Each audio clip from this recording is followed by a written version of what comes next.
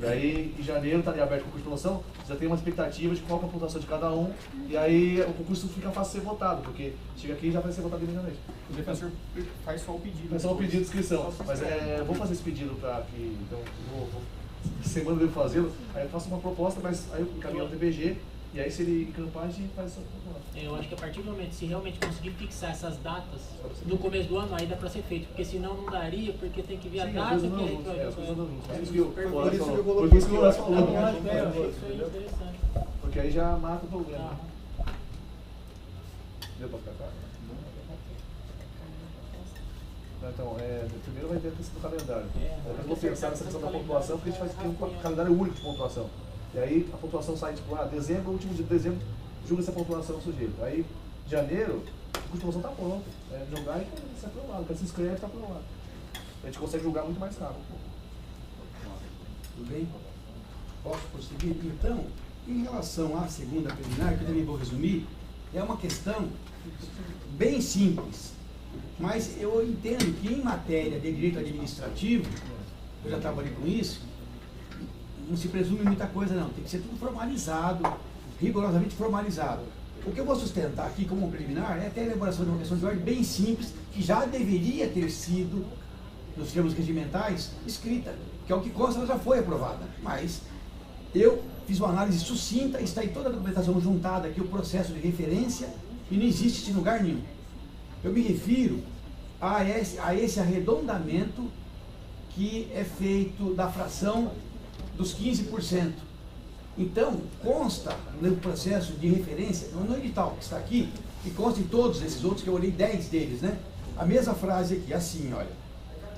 Considerando bem a decisão proferida por este colegiado no processo CSDB 203/11, ensejando a obtenção do número inteiro imediatamente superior ao resultado fracionário da aplicação do percentual de 15%, conforme previsto no artigo 114, parágrafo único da Lei 98806. Então, os editais dizem que, considerando-se isso, eu faço o arredondamento para cima.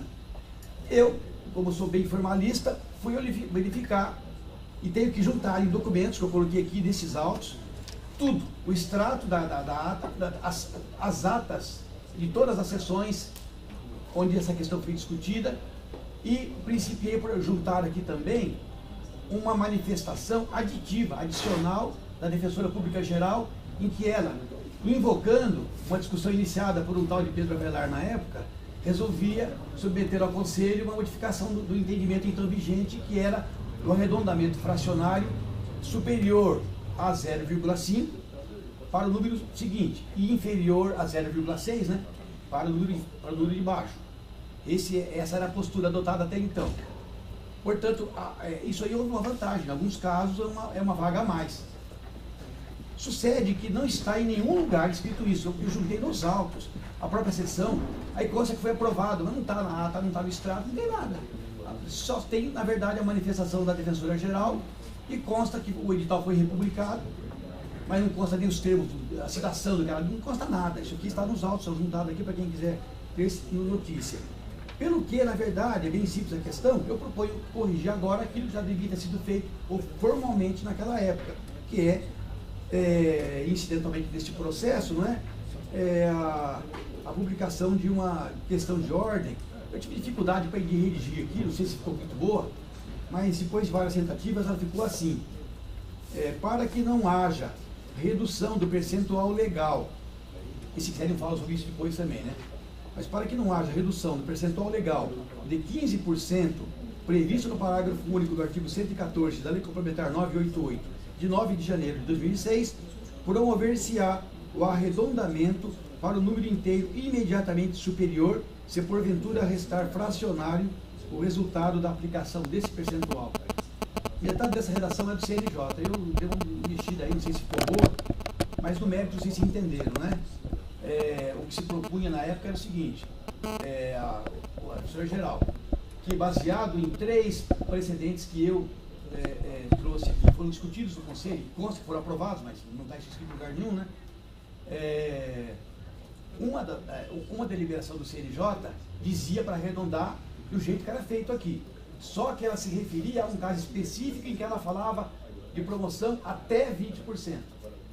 No nosso caso, da nossa lei e de outros casos aqui, o número é exato, ou seja, promove-se 15%.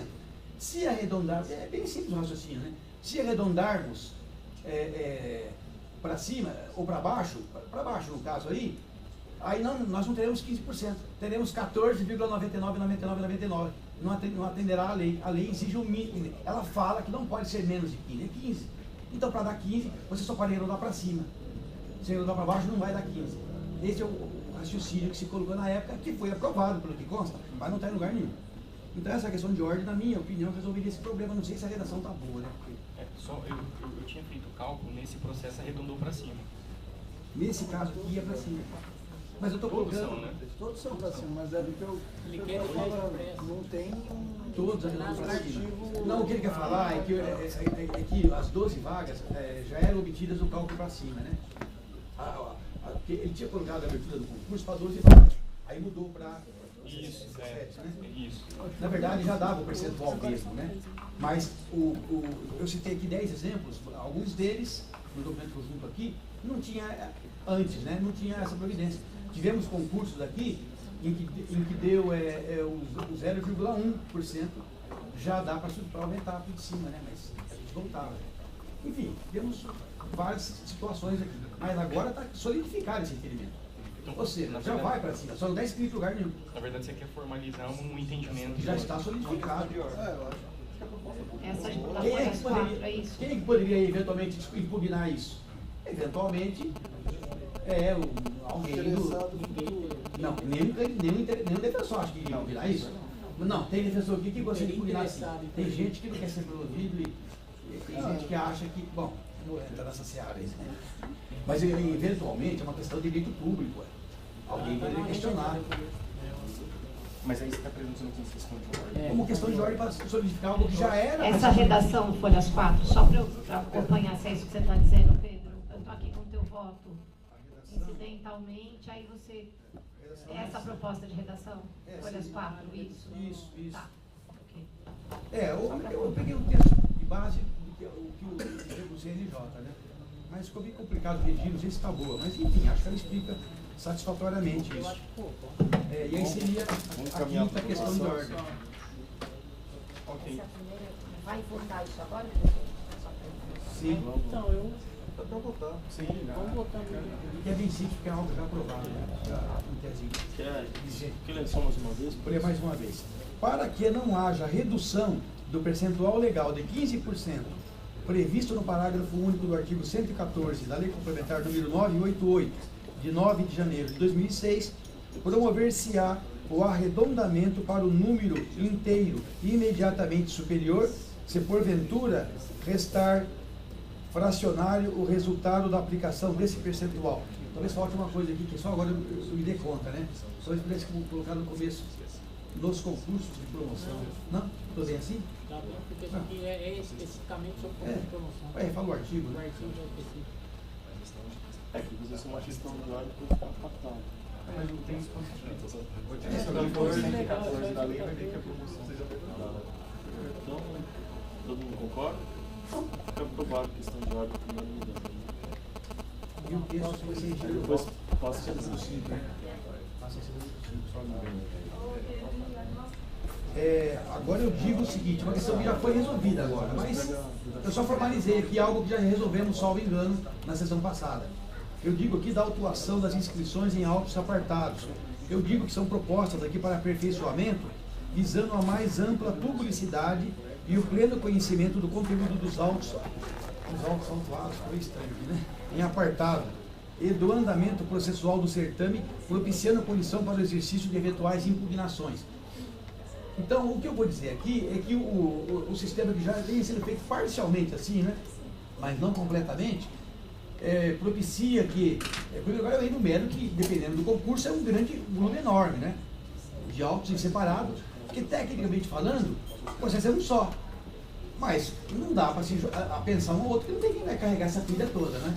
Então, por conta disso, a gente faz os autos apartados e queremos uma denominação toda nossa aqui de processo mãe para o principal. Acontece que os processos em separado, eles já recebem uma planilha nos casos do critério do merecimento. E essa planilha vai ser apreciada, vai ser acatada, vai ser rejeitada em parte ou totalmente, e ela poderá ser objeto de uma impugnação, não só do interessado, como de qualquer terceira pessoa. Então, a minha proposição, que já foi aqui entendida, eu acho, na sessão passada, parece que já está sendo feita assim, é que em cada um daqueles processos a gente faça como fazia antigamente, de que se encaminha, um pouco trabalhoso isso, né? Mas de que se encaminhe o voto final, né? Ou aquele voto tem a lista de classificação e os critérios, né? Que se encaminhe para cada um dos processos, a não ser que se apensasse tudo ao primeiro, que é muito difícil isso, né? Mas já que não dá para pensar, então fazer a cópia de cada voto no processo individual. E ao mesmo tempo, eu proponho as duas coisas. Eu fazia isso antigamente. A planilha do voto individual, no caso das promoções, que também seja apensada ao processo principal. Então são as duas coisas, ou seja, apensar o voto principal em cada um dos processos autuados em separado e ao mesmo tempo nos casos da promoção por merecimento. Eu acho que tem essa merecimento da atividade também, se alguém, por exemplo, se houver um voto considerando extemporânea a inscrição de alguém por atividade, então esse voto também deveria então ficar também no processo principal. Então a questão que eu ponho é essa, ou seja, colocarmos o principal nos autuados em separado e a planilha de cada um dos separados no principal. Mas isso Na verdade, a gente falou isso na sessão passada, parece que já foi mais ou menos entendido que vai ser feito assim. Do que os votos individuais iriam para As planilhas individuais viriam para o principal. Então, a senhora me falou que já era feito assim, né? Era feito assim antigamente.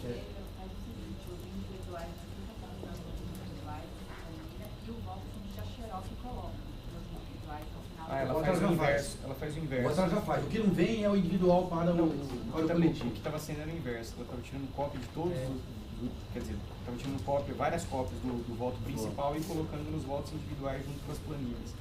Mas o que você está querendo é o inverso. Podemos fazer então que uma recomendação à secretaria, então, vocês aprovam isso, que é complicado no nível 1, mas é um cantinho um pouco menor, né? Que promova a juntada do voto nos processos separados e as planilhas dos votos dos processos individuais também no processo principal. Sabe? Você notou, daí fica. Mas aí tu vai continuar fazendo os dois agora, né?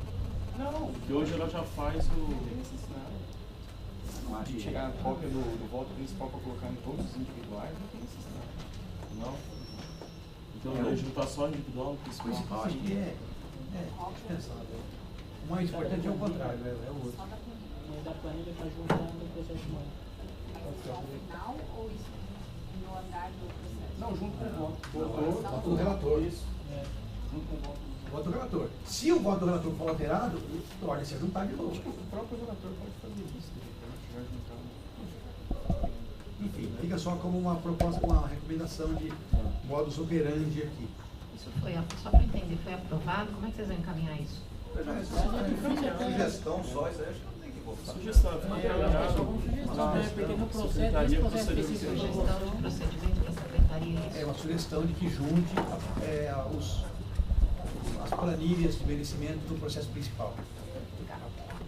Bem, agora entramos realmente aqui no voto vista, no tocante ao mérito. Aqui me permitam que leia, se puder resumir alguma coisa, eu o farei. Eu vou dizer aqui que eu vou acompanhar o senhor relator em toda a extensão do seu voto, à exceção do voto de desclassificação ou não conhecimento da inscrição da defensora pública Fabiana Botelho Zapata, com ligeiro reparo ainda na lista final de suplentes, que é algo que o Henrique havia, já foi acertado também, né? Ela está incorreta, porque não seguiu a lista do merecimento. Portanto, o voto que eu vou ler aqui, ele acata todas as demais ponderações, inclusive, é bom que eu diga expressamente, né, aquela questão da retroatividade, que até isso eu vou ter que me debater depois aqui nessa exceção que eu estou propondo aqui. A única discordância realmente vai ficar aqui na questão relacionada à desclassificação da candidata, né, inscrita Fabiana Zapata. Eu digo aqui, claro que, se porventura acatada pela maioria do colegiado, essa única divergência agora trazida, com o conhecimento da inscrição da candidata acima referida e análise de sua pontuação, poderá, eventualmente, ocorrer correção e modificação das listas de promoção, providência que aqui não se concluiu, porque seria caso, então, de restituição do feito ao conselheiro relator para os devidos ajustes. Explico, aqui fiquei bem na dúvida. Ou seja, eu dou um voto. Se ele não for acatado, não há que se falar mais nada. Se ele for acatado, eu não sei qual é a pontuação da candidata que se inscreveu por merecimento. Eu não fiz esse cálculo, até porque a planilha eu recebi ontem à noite. Não houve tempo. Aí, se for o caso do voto, então, condutor ter que fazer essa apreciação, eu não sei nem quantos pontos ela teria ou não, se mudaria ou não. Mas, também, se for o caso, pode haver restituição para o relator, se concordar também, então, para essa análise da pontuação, se acaso, repito eu, o voto aqui nessa questão, pelo mérito, for acolhido. A questão que aqui se apresenta como divergente diz respeito ao quanto preceitua o parágrafo único do artigo 117 da 98806. Não poderão integrar a lista de promoção por merecimento o número 1, os defensores públicos que estiverem afastados do exercício de suas funções na Defensoria Pública do Estado. Número 2, os membros do Conselho Superior.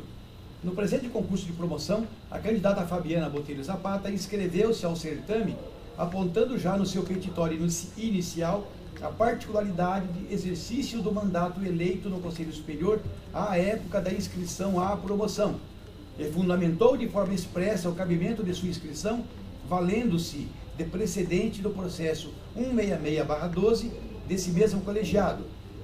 Na inicial do seu requerimento, autuado sob número 15914, e aqui juntada para melhor compreensão, asseverou a defensora, eu coloco aqui entre aspas, esclarece que, apesar de ser conselheira eleita para o biênio 2012 e 2014, seu mandato em breve estará encerrado, solicitando assim a manutenção do entendimento desse egrégio conselho no sentido de considerar o momento da integração da lista publicada para a análise de sua condição, conforme deliberado nos autos do processo 166/12, que ela destaca no original. Contudo, ao decidir pela exclusão da candidata, o relator não se pronunciou sobre o fundamento invocado pela interessada, especialmente pela referência a precedente do colegiado no processo 166, embora disse aqui verbalmente, né? Só não está no modo escrito, mas na prática foi dito aqui pelo relator. Analisando no presente voto a questão invocada pela candidata, ouso divergir do insígno relator em razão das seguintes ponderações. Chamou-me de início a atenção o texto legal da lei aqui, né? Bonito, né? De regência da instituição, no tocante à vedação do artigo 117, parágrafo único. A lei se vale da expressão não poderão integrar a lista e enumera dois casos, os defensores afastados das funções e os membros do Conselho. Contudo, sabemos que não são as únicas vedações à promoção. Dois outros casos estão disciplinados na legislação abaixo copiada, com destaques nossos. Na Lei 8094, o artigo 116, parágrafo 4º, diz que os membros da Defensoria Pública do Estado somente poderão ser promovidos após 2 anos de efetivo exercício na categoria, dispensado o interstício se não houver quem preencha tal requisito, ou se quem o preencher recusar a promoção. E o 117, parágrafo 2º, diz: a lei estadual estabelecerá os prazos durante os quais estará impedido de concorrer à promoção por merecimento, eu grifei isso daqui, né? O membro da instituição que tiver sofrido imposição de penalidade em processo administrativo disciplinar.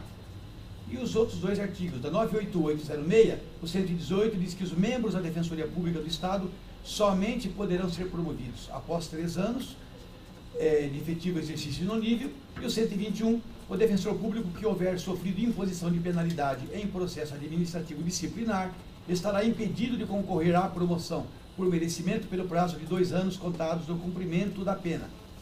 A resolução 24412 repete todos os 4 casos de vedações ou restrições à promoção com uma mescla das leis complementares 80 e 988, e com ligeira incorreção no artigo 5º, quando cita indevidamente que a redação do artigo 116, parágrafo 4º, foi introduzida pela Lei 13209. Está errado.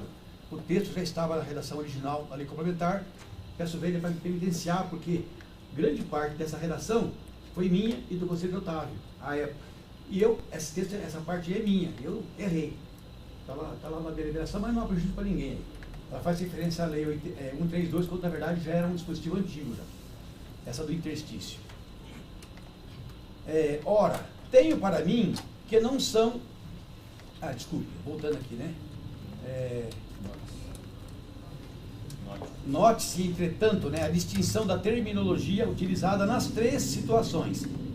Primeiro, os defensores afastados de suas funções e os membros do Conselho não podem integrar a lista de promoção. Letra B, o interstício, que é 3 ou 2 anos pela 988 ou pela Lei 80, somente poderão ser promovidos. Eu estou equiparando a dizer que não poderão ser promovidos. E o terceiro caso é o da penalidade disciplinar. A expressão é estará impedido de concorrer. Ora, tenho para mim que não são sinônimas as expressões num caso o defensor está impedido de concorrer e noutros não pode integrar lista ou somente pode ser promovido, o que equivale, salvo o melhor juízo, à afirmação de que não pode ser promovido. Assim, impedimento, na verdade, para concorrer, que é o caso do não conhecimento da inscrição, só existe para o defensor que tenha sofrido penalidade. Nos outros 2 casos, não diz a lei que haja impedimento para concorrer ao certame, mas simplesmente que no momento da finalização da promoção, essa não poderá incluir candidatos que não satisfaçam determinadas condições. Note-se nesse sentido que no caso do interstício, a própria lei complementar admite a promoção, não havendo candidatos com a preferência temporal. Não fosse assim, a lei vedaria a própria inscrição. Mas, além disso, é primordial que se atente para situações distintas que são previstas nas leis complementares federal e estadual. Na federal, nenhuma restrição existe para a inscrição ou promoção de membro do Conselho Superior, e igualmente para os defensores afastados da carreira. Isso está apenas na lei estadual, e se viu repetido na deliberação do Conselho. A Defensoria Paulista, pelo seu órgão normativo, deliberou ignorar a previsão da própria lei de regência estadual, no caso do interstício, preferindo adotar o dispositivo da lei federal, mais benéfico à promoção, em se tratando de lapso temporal menor. E além disso, no caso do interstício, a lei estadual também não contempla qualquer exceção, ao contrário da lei federal, que admite a inscrição e promoção em não havendo número suficiente de defensores com o lapso temporal exigido. Com isso, indaga-se, qual a razão da discriminação? Considerando-se que a lei federal dita as normas gerais de organização das defensorias estaduais, por que se aceita essa lei, contrariando a lei complementar paulista, no caso do interstício, e se recusa a mesma lei no caso dos afastamentos e da promoção dos membros do Conselho? Penso que a resposta somente possa compreender a lei paulista se ficar entendido, no caso dos afastamentos, que a lei federal não tem a previsão, mas não impede a regulamentação local sob o enfoque de que o defensor afastado não satisfaz outras condições para a promoção que estão na própria lei. O artigo 117 da Lei 80/94 embasa a promoção por merecimento, reportando-se ao desempenho no exercício da função. Logo, se afastado o defensor, não estará desempenhando as suas funções originárias na instituição. Por outro lado, no caso dos membros do Conselho, a restrição da lei paulista restará justificada se o entendimento disser respeito não à inscrição e participação no certame, mas sim à influência que o conselheiro, durante o mandato e especialmente nas sessões de apreciação, discussão e votação do processo de promoção, possa exercer. E nisso estaremos, na verdade, ingressando nas ponderações que o Conselho Superior decidiu no processo 166/12, ou seja, o precedente citado pela defensora Fabiana Botelho Zapata.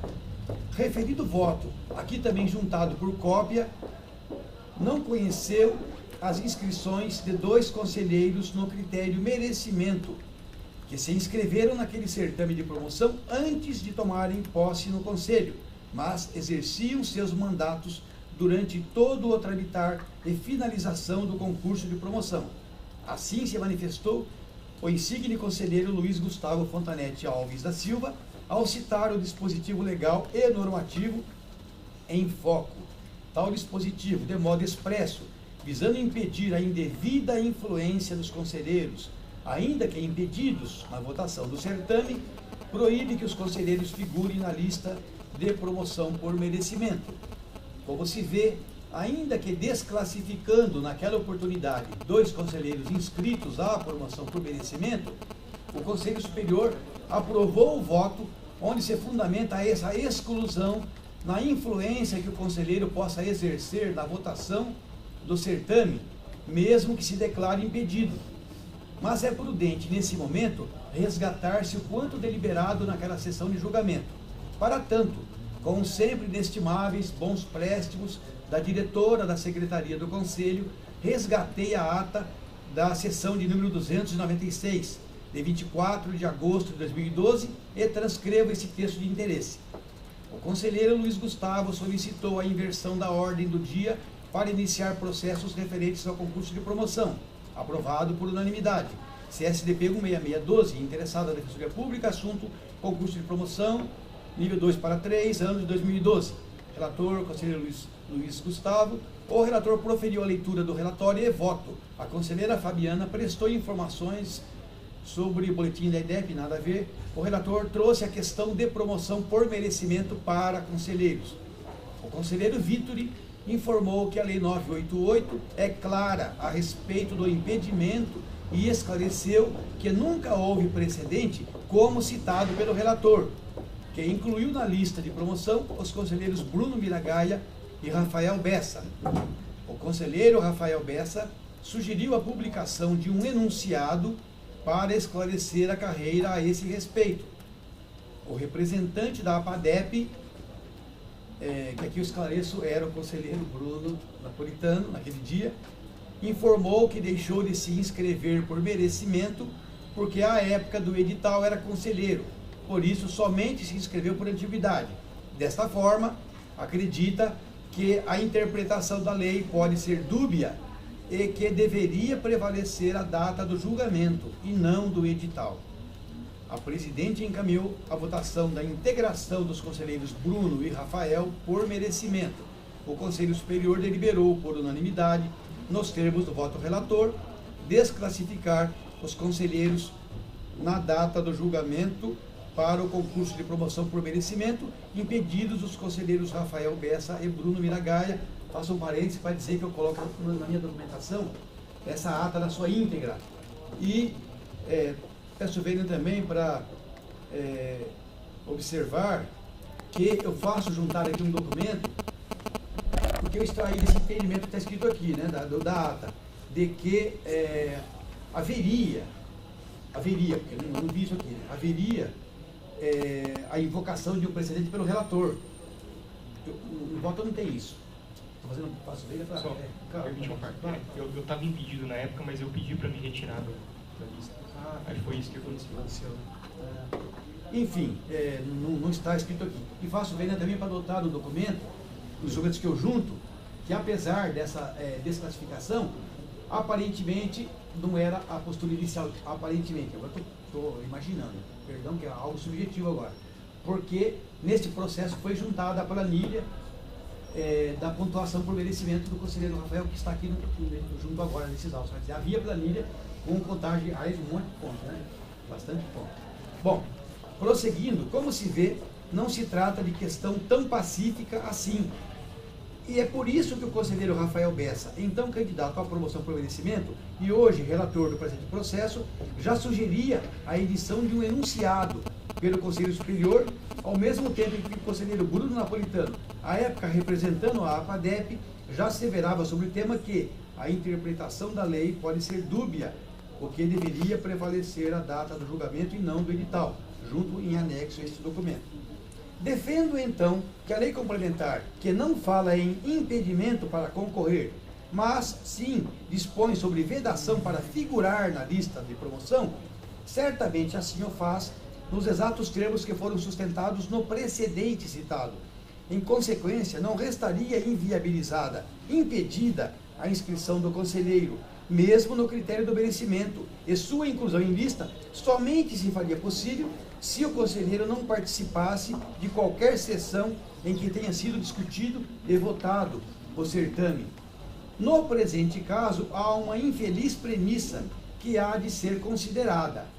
O certame se refere ao ano de 2013, mas, pelas razões já apontadas, tardou em demasia e foi instaurado apenas em março de 2014. Os autos dão conta de que, salvo a aprovação do edital de abertura, a conselheira que concorre ao certame não participou de uma única sessão em que tenha sido discutido o processo, e muito menos a sua votação, tendo encerrado seu mandato antes que o processo ingressasse em efetiva pauta de discussão. A proposta foi protocolada em 12 de março de 2014, com distribuição à conselheira Juliana Saad.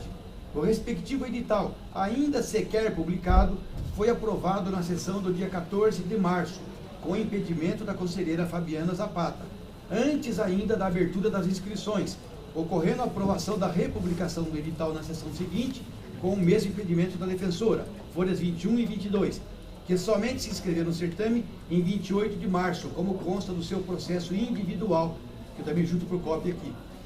E nada mais se fez do processo até 17 de junho de 2014, quando a conselheira Juliana Saad devolveu os autos à secretaria em razão do término do mandato dos conselheiros, folhas 63.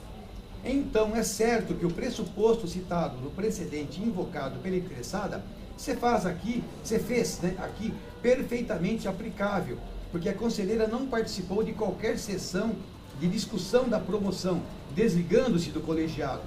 E com isso, é evidente que não se pode atribuir a ela qualquer influência, não só na votação, como na própria discussão do certame. Sustenta o digno relator, de outro lado, que o certame diz respeito a 2013, e dessa forma, a vedação persistiria, porque somente seriam considerados os elementos e requisitos ocorridos ainda em 2013. Em primeiro lugar, a menos que se creia em absurda teoria conspiratória, não é culpa da candidata que o certame do ano passado tenha sido deflagrado apenas em março de 2014. De outro lado, não é integralmente correta a premissa, porque a própria deliberação, no artigo 6º, parágrafo 5º, no que foi seguida pelo edital do concurso, registrou com clareza: os elementos mencionados neste artigo deverão referir-se ao período iniciado no primeiro dia seguinte à data da última promoção do interessado por antiguidade ou merecimento, ou de seu ingresso na carreira de defensor público, conforme o caso, eu sublinho em destaque agora, até o último dia do período indicado no respectivo edital. Ora, ainda que o artigo 1º do edital de folha 6 mencione que o certame se refere ao ano de 2013, também consta expressamente no mesmo dispositivo que as condições são as existentes até a data da publicação do presente edital, que ocorreu no dia 15 de março, com republicação no dia 22 de março de 2014. Finalizando essa linha de argumento, respondo antecipadamente a outro provável questionamento. Se a lei veda ao candidato conselheiro que figure na lista de promoção, o que o autorizaria a se inscrever no certame se fadado a ser desclassificado? Aparentemente irrespondível o argumento, só aparentemente, é que o candidato pode perfeitamente inscrever-se no concurso de promoção visando a declaração de sua pontuação, que poderá ser aproveitada sem nova discussão em certame futuro a teor do artigo 6º, parágrafo 7º da deliberação 244/12. Aqui trago a colação que foi o auxílio inestimável do Luiz Eduardo que fez esse dispositivo, né? Mas eu digo mais, pode ainda mais, desclassificado pela vedação de figurar na lista de promoção por merecimento, o candidato conselheiro pode ter o intento exclusivo de figurar na lista de suplência, que é um caminho possível de obter-se em futuros certames a promoção por merecimento, a teor do artigo 14 da mesma deliberação. Feitas tais considerações, acrescenta-se aqui que a promoção de membros do Conselho Superior não é vedada na Lei 8094, mesmo após a reestruturação ditada pela Lei 13209. Por sinal, essa vedação não se originou na Lei Complementar Federal de Regência das Defensorias. É, na verdade, previsão originária da PGE de São Paulo, cujo estatuto, que é a Lei Complementar 478/86, no seu artigo 79, inciso 3º, diz que não podem concorrer, a diferença, não podem concorrer à promoção por merecimento os membros efetivos do Conselho, dispositivo que é repetido no Decreto Regulamentador 54345 de 2009. Deve-se registrar que na PGE, de onde deve ter surgido a norma da Defensoria, o dispositivo é distinto, porque refere-se de forma expressa ao impedimento para concorrer. E, além disso, faz também expressa a referência à efetividade como membro do Conselho. Vale sustentar que a ideia é justamente impedir-se o membro do Conselho que esteja efetivamente, está errado aqui, né? Participando da discussão e definição das promoções. Interessante registrar, como mera citação e exemplo, o quanto dispõe nesse sentido o Conselho Superior da Defensoria Pública do Estado do Piauí, na sua resolução CSDP 23/11. Os membros do Conselho Superior da Defensoria Pública que pretenderem concorrer à promoção por merecimento ficarão impedidos de participar de todas as reuniões que cuidem desta matéria, hipótese em que devem ser convocados seus suplentes. Todas essas razões e argumentos me inclinam a proferir com a máxima vênia voto discordante do ilustre conselheiro relator, a quem rendo minhas homenagens pela qualidade do voto proferido e, por conseguinte, pelo meu voto, conheço da inscrição da candidata Fabiana Botelho Zapata, autos 159/14, também sob o critério do merecimento, com a consequente atribuição da pontuação cabível, de acordo com a documentação oferecida com o pedido de inscrição, nesta parte endossando integralmente todas as demais ponderações e critérios de pontuação do relator do feito. Eu concluo aqui, eu só posso ler rapidinho aqui, a documentação que eu junto aqui para que saibam, eu junto aqui a inicial do 159, que é o da Fabiana, junto à inicial do 203, que é aquela mudança da questão de ordem, o processo, grande parte do processo, as atas, a publicação no Diário Oficial. Depois vou juntar também do processo 166, que é desse precedente citado, aqui o voto do relator, a ata respectiva, junto aqui a uma planilha de um dos conselheiros, que é o caso do Rafael Bessa, naquele concurso anterior, e a ata daquele certame. Pedro, só um esclarecimento até antes de a gente iniciar aqui as discussões propriamente ditas. Com relação ao voto no processo 166/12, realmente, inicialmente eu havia considerado no concurso de merecimento os conselheiros eleitos, Rafael Bessa e Bruno Miragaia, que à época da abertura do certame não eram conselheiros, porque entendia que o certame, a promoção, retroagiria para o momento em que eles não eram ainda conselheiros. Esse entendimento inicial ele era baseado na promoção do Thiago Fersenstein, Thiago F, e da conselheira Luciana Jordão, do nível 1 para o nível 2, porque à época eu pensava que eles haveriam sido promovidos por merecimento, ainda como integrantes do Conselho, justamente de acordo com esse entendimento de que a promoção retroagiria. Mas então, o Vitor, à época, resgatou esse voto, e o que ocorreu, à época, foi diferente. Me parece que eles haveriam sido promovidos ainda antes de entrar no Conselho. Aí você refez o voto, né? Foi isso mesmo, né, Franciana? A Franciana também estava. E aí... Aí você refez, então, né? Isso. Não tem nada disso que você falou aí. Não, porque isso foram discussões, e aí eu me convenci à época... eu acho que esses precedentes também eram com relação à questão do nível, porque é o seguinte, eles fizeram a inscrição, salvo engano, por um nível, e acho que antes de ser julgado, eles foram... não, antes de... Eu acho que foi antes da justamente posse, essa confusão. Então, antes da candidatura, eles foram promovidos para o nível 2 e estavam representando o nível anterior. E aí o Conselho decidiu que as condições deveriam retroagir. E realmente eu me convenci depois, ao longo das discussões, e fiz o voto que foi apresentado na sessão oralmente, depois escrito, de que a previsão legal era para impedir a efetividade na votação, nas discussões. Isso eu acho que, nesse aspecto, eu estou convicto, né, de que, a princípio, a vedação legal é para impedir a influência, né? Por isso que, no caso, eu acabei por excluir tanto o Rafael Bessa quanto o Miragaya, que exerciam funções de conselheiro. Só um esclarecimento, Pedro.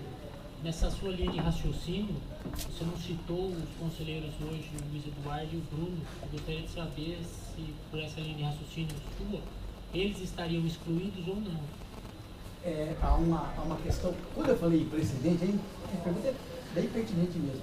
Quando eu falei em presidente, não significa que será favorável ou desfavorável. O importava discutir aquela questão da devida influência ou não. Aí, a questão realmente é bem sui generis, porque eu acho que eu daria meu voto hoje, se fosse lá Mas, na realidade, o conselheiro Rafael, eu não sei o caso do Miragaya, eu olhei, dele eu olhei. Tudo era, acho que é o mesmo caso, né? Tudo era anômalo, porque a inscrição foi anterior. Exatamente. A inscrição foi anterior. O processo todo demorou de tal maneira que se ele tivesse demorado mais, que a AES de hoje demora mais, ele não seria conselheiro quando terminasse. Veja como é curiosa a história. Se ficasse um tempinho a mais, aí bem pouco tempo a mais, ele já não seria conselheiro. E qual seria a diferença? Então, na realidade, nesse argumento dito do voto, o que se entendeu, imagino eu, né? Não é exatamente, é que a época, como conselheiro, estaria com a possibilidade de influenciar a votação. E Pedro, primeiro ponto, acho que a questão que você traz da influência, eu não trouxe no meu voto, porque eu entendo que não é essa discussão que a gente tem que travar. É da retroatividade. Essa que é a questão. Eu trouxe uma questão objetiva, eu não entrei nessa análise subjetiva da questão da influência. A maior dificuldade é a retroatividade. Mesmo porque, se a gente for tratar da questão da influência, por exemplo, não é culpa dos candidatos, nesse caso, por exemplo, do Luiz Eduardo e do Bruno Napolitano, que a promoção tenha demorado para ser votada no Conselho. A promoção, o edital, ele foi aberto dia 14 de março e em junho ele não tinha sido votado pelo Conselho, não por culpa deles. Se tivesse sido votado antes, eles poderiam integrar na lista de promoção por merecimento. Assim como no meu caso. No meu caso, eu acho que na época eu nem era candidato ao Conselho. E aí não foi por culpa minha que o Conselho demorou para julgar.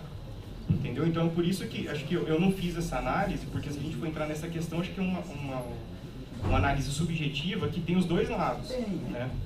Eu acredito que essa questão... Eu não entendo como subjetiva essa questão. Eu discordo. Posso... Não, eu só levantei essa questão porque assim, eu vi que no voto constou que não se trata de influência, porque assim, no meu voto eu não faço isso, eu não coloco essa questão. Entendeu? Não, é porque assim, de repente fica no voto vista como se fosse rebatendo um argumento do relator e eu não coloquei essa questão da influência. Desculpe até, acho que foi infeliz essa colocação, mas de fato a ideia minha era rebater que terceira pessoa dissesse isso. Não, mesmo porque eu respeito muito o candidato, porque eu tenho respeito e apreço. Luiz. Não, na verdade eu só queria ressaltar, primeiro que eu deixei de falar na minha primeira fala, mas tenho que parabenizar porque foi uma análise profunda sobre a matéria, até trazendo as implicações da própria Lei 80, eu acho que é válido, mas eu considero que a questão da influência aí não é uma análise subjetiva do relator em si, porque ela decorre de algo que tem que ser observado, que é a intenção do legislador com a lei. Qual que é a eficácia dessa lei? Para que essa lei ela vigora? No meu entendimento, ela vigora justamente para evitar que os conselheiros eleitos, inatos, que estejam em exercício, influam nos critérios de votação, ainda que indiretamente, porque a gente sabe que ocorre. Aí há também toda essa questão. Não foi culpa do Bruno Napolitano e do Luiz Eduardo que o processo demorou. Isso realmente pesa. Mas eu ainda tenho dificuldades em compreender aí essa questão da Então, eu não fiz essa análise da questão da influência, porque eu acho que teria os dois lados, entendeu? Assim como poderia, se fosse pensar na questão da influência, assim como teria a possibilidade de um conselheiro influenciar na votação, teria também no andamento do processo. Vamos seguir só a ordem de inscrições próximo ao voto. Só uma pergunta. Então, de repente, seria o caso da exclusão dos conselheiros. Seja, então, nessa linha de raciocínio, Rafael, seria o caso de excluir os conselheiros que estão eleitos e inatos no momento do julgamento e aqueles que estão no momento da abertura do edital. Aí, talvez... Acho que o debate vai ser rico, até porque o voto do relator foi muito bom e o voto visto, esse estudo está de parabéns, Pedro. Passei 2 noites acordado. Tenho certeza disso, porque esse estudo foi realmente muito bom. Eu ouso discordar, né, da possibilidade de impedimento de quem estiver como conselheiro, seja antes ou depois, enfim. Eu estava tendente no voto do Bessa a votar com ele, mas o estudo que o Pedro trouxe, eu acho que aí não há nenhuma análise subjetiva, é uma análise objetiva mesmo. Quando a lei fala que não poderão integrar a lista, ele resta clara a diferenciação que o Pedro colocou muito bem no voto dele entre poder concorrer e poder integrar a lista. E eu acho que a gente tem que, por isso eu discordo, nem sei se era essa a sua proposição, Luiz, mas eu discordo em aumentar a restrição quando a lei não faz. A gente não, acho que ainda que a gente possa fazer as interpretações, a gente tem que fazer uma interpretação de normas restritivas dentro dos limites das restrições, e aí interpretando da maneira que não venha trazer uma restrição maior ainda para os interessados. Então, eu entendo que o voto do Pedro, além de ser muito bom, eu vou, já antecipo meu voto e vou com o conselheiro Pedro Abelar no voto vista nessa parte.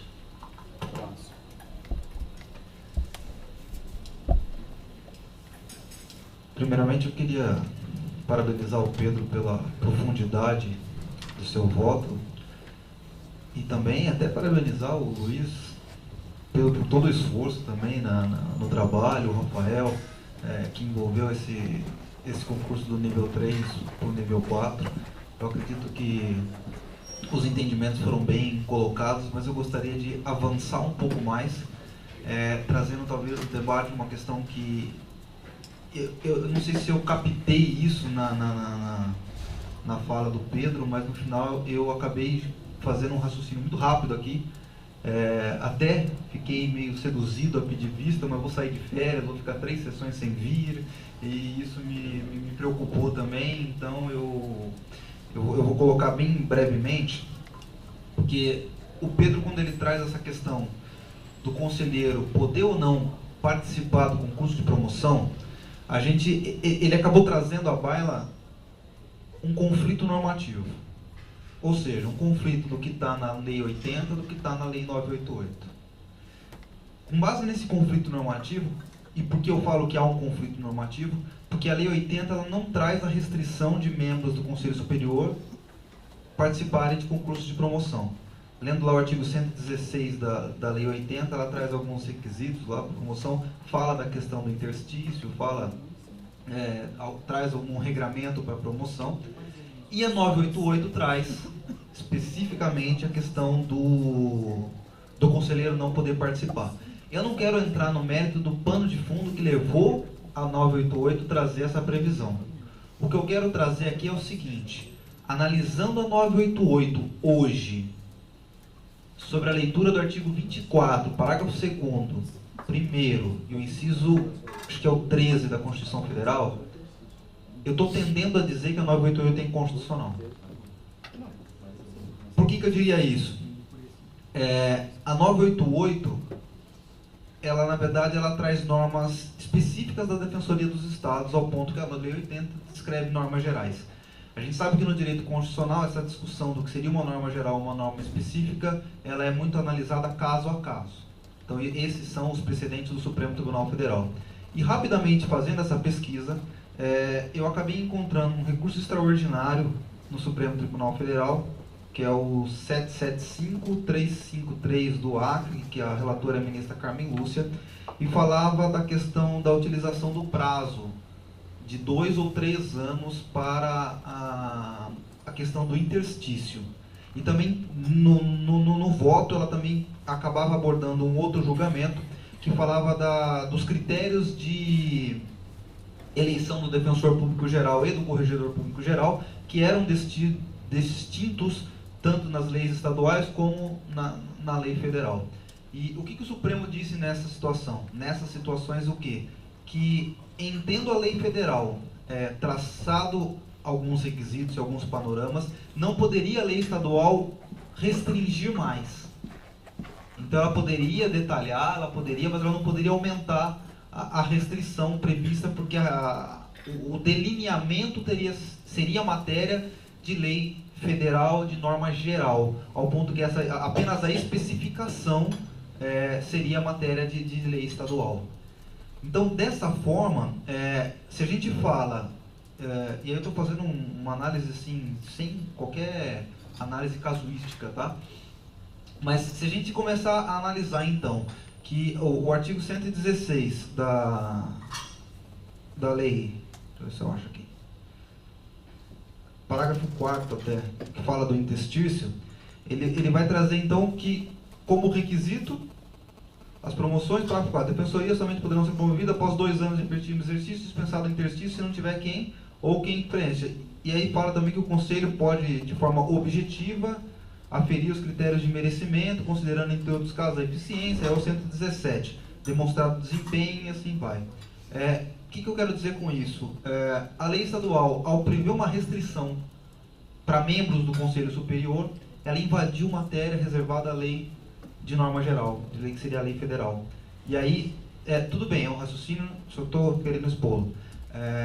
Penso eu, então, que a lei 988, ao fazer essa restrição, na minha opinião, ela é inconstitucional. Então ela não pode trazer, porque ela invadiu matéria reservada à lei, à norma geral. E aí, isso vai ter uma implicação grande. Nós nunca nos debruçamos sobre isso, nós nunca trouxemos isso para discussão no Conselho, mas em tratando-se de inconstitucionalidade, a gente tem a questão de a partir de quando a gente vai falar dos efeitos dessa inconstitucionalidade. Essa inconstitucionalidade não foi declarada, mas a lei é válida até que se declare. Aí volta aquilo que o Luiz Eduardo às vezes coloca, os prejudicados que corram para o judiciário, mas também existe também o requisito da autotutela. Então a gente também pode, na nossa análise também, falar da possibilidade ou não dessa inconstitucionalidade. Então eu adianto até, só não vou pedir vista por conta das minhas férias, senão eu pediria para apresentar isso de forma mais detalhada e jurídica, até para não prejudicar o andamento de tudo isso. Posso até fazer se houver alguma impugnação no futuro, né, que provavelmente vai ter. Mas estou tendendo aqui a adiantar aqui um posicionamento meu de que a vedação contida na 988 é inconstitucional.